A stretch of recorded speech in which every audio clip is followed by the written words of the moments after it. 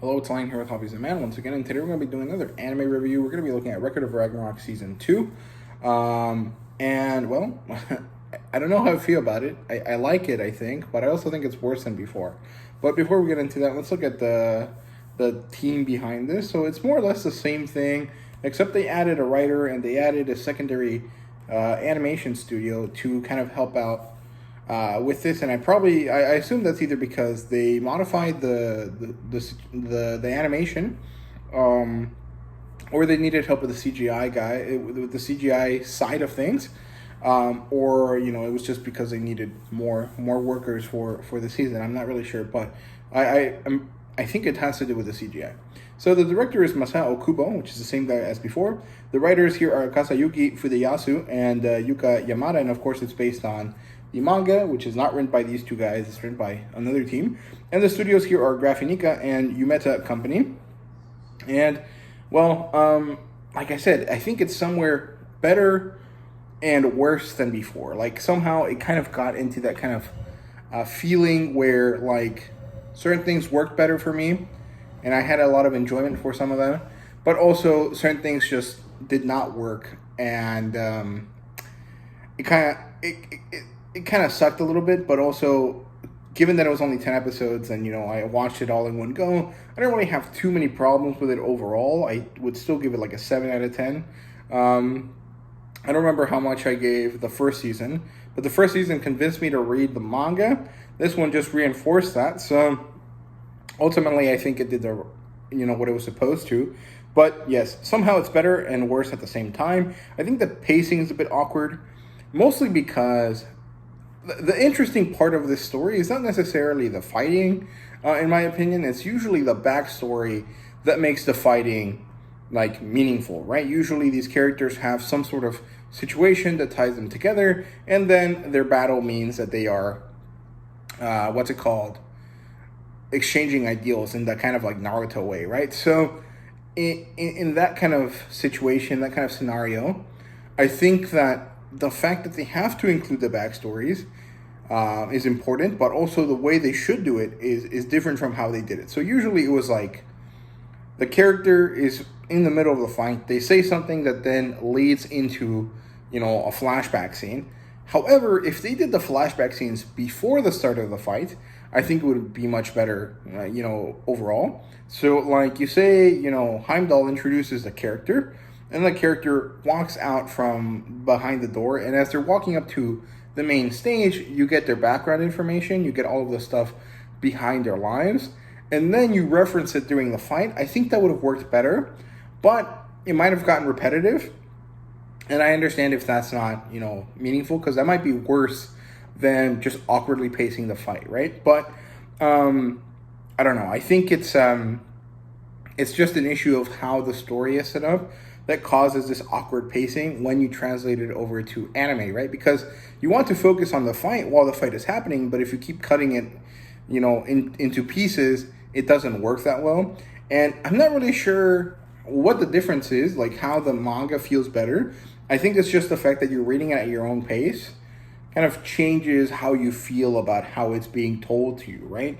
Because you can't speed up an anime. I mean, you can do it on Netflix. You can speed it up to 2 times, but that kind of ruins the whole experience because everything is set to be paced at a certain way by the creators, and if you change that pace, it sucks, right?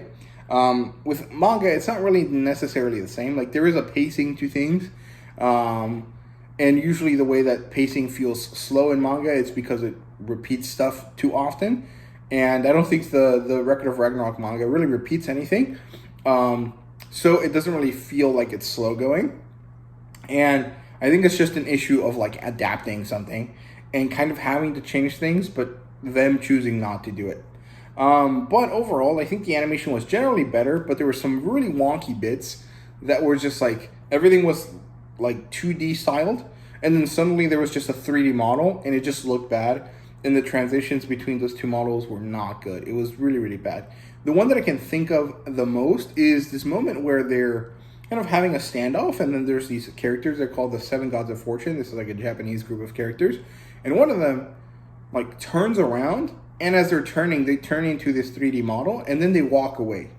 but like all the other characters still stayed in 2D, like looked like they were still in 2D. And so this character popped off the screen negatively. And so it was really, really noticeable that this guy was in 3D. And it was like the only character in that whole scene that had to switch to 3D for this walking scene. And I just don't understand why they did that. Like, it doesn't seem necessary. So I really didn't like that. But generally speaking, the animation was the same. I think during the very first episode, in one of the recap sections, they even animated the 30-second clip of, Adam and Zeus that they didn't animate in the first part. So that's kind of funny that they went back and fixed it through the through the recap. But yeah, generally I think the animation's a little bit better. The character designs look a little bit softer. But overall, it's fine. It's not really that big of a deal. And once you get used to it, it just keeps going and you're fine with it, right? As long as you binge it or, you watch it in quick succession, I don't really think it's going to be that big of a deal to kind of watch, right? So, yeah, the story of this is actually split into 3 sections. So, first of all, we have a fight between Hercules and Jack the Ripper, which I personally didn't really like. I thought the Hercules backstory was great. I really did not care about the Jack the Ripper story. And also, I don't know, some of the dialogue about Jack the Ripper was, really stupid. And there was this moment where they call him the biggest piece of shit on earth. And it's like, dude, there's significantly worse people that you could have picked instead of Jack the Ripper. Like, Jack the Ripper only killed 4 people. There's thousands of world leaders that have done actual genocides. There's significantly worse people. And they treated, Jack the Ripper as the embodiment of evil. And it was just you guys are overdoing it for such an unimportant character, right? Nothing about Jack the Ripper is interesting, in my opinion. I guess that there's this allure of the thing that we never captured, but there's significantly worse historical figures, and it would have probably been better for a different figure to appear, and it would have been a much better, more significant, feeling fight between Hercules and Jack the Ripper, because the whole thing is justice versus evil. But Jack the Ripper isn't really the embodiment of evil. He's just some asshole serial killer that didn't really kill that many people, right? So I don't know. The Hercules thing was good, but the way that it was up against Jack the Ripper didn't really work for me. Also, the Hercules storyline was significantly different from the original one, and I didn't dislike it, but I also just feel the original Hercules storyline would have been just as good to fit in here as the one that they made for this specific story, right? Because he is already a hero character, right? So there really wasn't too much that needed to be changed. But I guess their mentality was well, if we changed all the other gods, we might as well change this guy too. And I guess that's fine. It really doesn't affect anything. You're just using the historical figure or the mythological figure as a baseline, and then everything else is fit to whatever they think is best, right? So it's fine. The best part about the Jack the Ripper and Hercules fight was actually that Shakespeare and Sir Arthur Conan Doyle showed up to kind of give, commentary, and I found that really fun. But it wasn't really that amazing. It was just kind of oh, that's funny, and then I moved on, right? So, yeah, then we have a interlude, I guess, between the 2 battles. We have the setup for the 3rd battle of the season, which is going to come out sometime later this year. Which is basically setting up Buddha versus someone else. Initially, Buddha seems to be part of the human faction, but then he gets recruited by the god faction, and then eventually the series ends, and he's no, I will fight for the humans, which makes sense, because I'm pretty sure Buddha was also initially a human. So that works for me. I think that was pretty well done. The interlude was kind of boring, but there were some really cool moments, and some of the characters introduced were really, really fun. There was this Gadi Bisu, who was this Yakuza gangster guy, and he had these goldfish guns that were really funny looking, and I liked that a lot. I thought that was really fun. And then finally, I think the best part of the season was definitely Shiva versus Tamamon Rider and Thrud. Thrud was the Valkyrie that joined forces with Tamamon Rider, and she kind of had this relationship with him. Because she was this giant hulking woman, and Raiden was I love you because you're gigantic, which also kind of funny but it worked all right, I think, because there wasn't really enough time developed with them two together, like outside of the fight, for it to really feel like they did something together. Like if that situation had happened like in episode 3 and then it became like a plot point in episode 7, even if we hadn't seen it, I would have believed it a little bit more. But because it literally happened like 2 episodes before the revelation that they were in love and that they were gonna die together thing happened, it didn't really work for me. That might be different in the manga. I'm definitely okay with it. I think it's fine. It's just it felt a little bit too quick, even for like anime standards.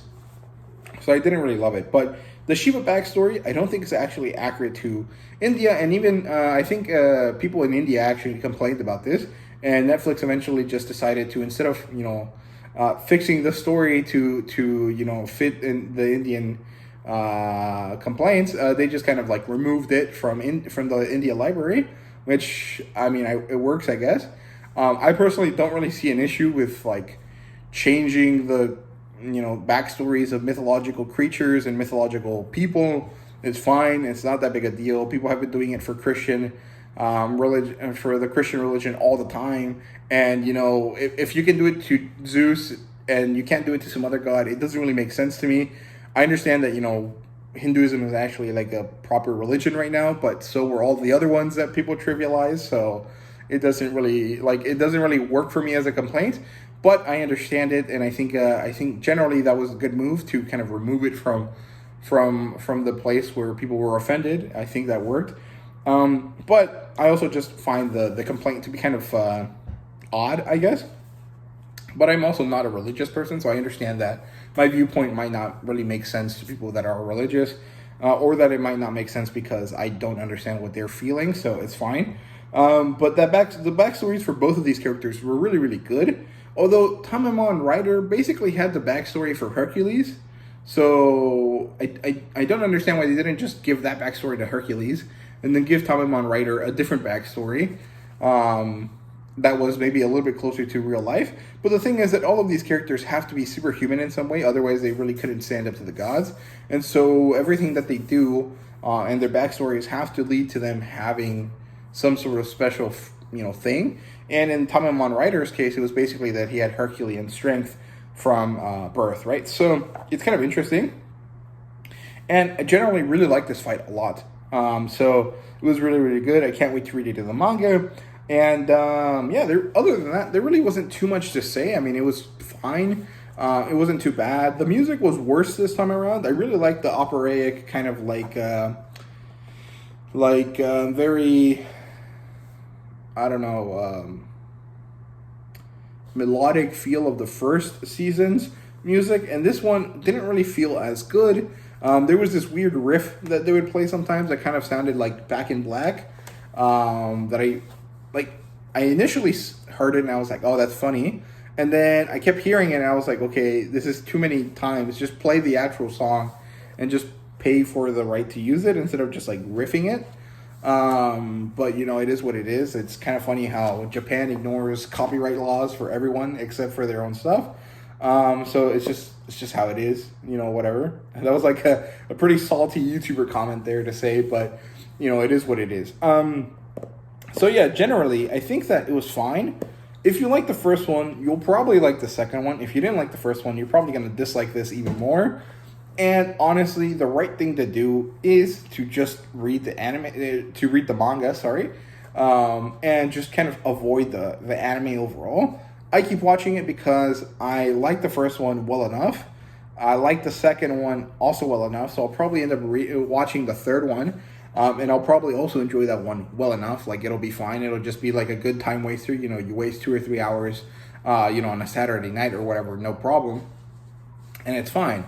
But ultimately, the right way to experience the story, in my opinion, is definitely through the manga.